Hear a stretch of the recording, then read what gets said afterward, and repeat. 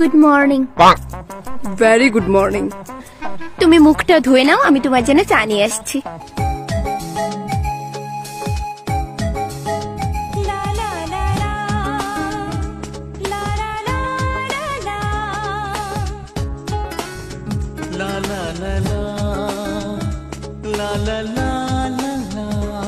কি করছো?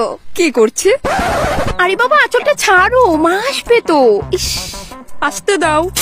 বিশ্বাস করো আমার অনেক কাজ পড়ে আছে। ওসব মালতী করে নেবে।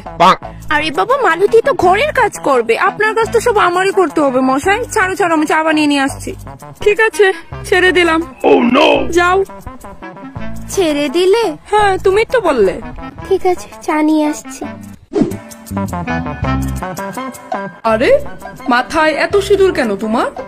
অফিসে যাচ্ছ, কখন টপকে যাবে তা তো বলতে পারি না, তাই বেশি করে সিঁদুর দিয়ে দিলাম তোমার দীর্ঘ আয়ুর জন্যে। না, আমার এত আয়ুর দরকার নেই। তুমি যতদিন বাঁচবে ততদিন বাঁচলেই যথেষ্ট।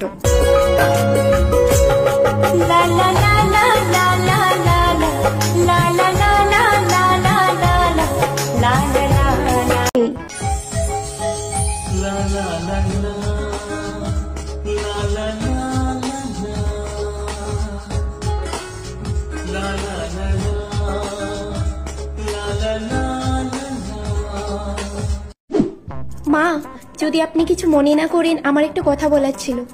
হ্যাঁ বলো বৌমা।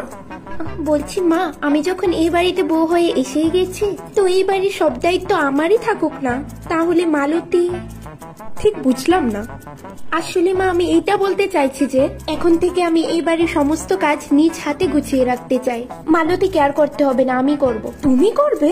কিন্তু বৌমা, বাড়ির এত এত কাজ তুমি এক হাতে কিভাবে সামলাবে? আর তাছাড়া তুমি এই বাড়ির বউ। না মা, আমি এখন থেকে এই বাড়ির শুধু বউ না, আমি হলাম এই বাড়ির কাজের ঝি। এই কি রে বিশাল্লা, কত ঘুমাইবি? উঠ।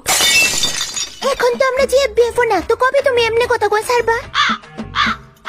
এই জীবনে তো ভুলিয়ে যাইগা। আচ্ছা শোন, আমার লেগে এক কাপ চা বানাই লয়া।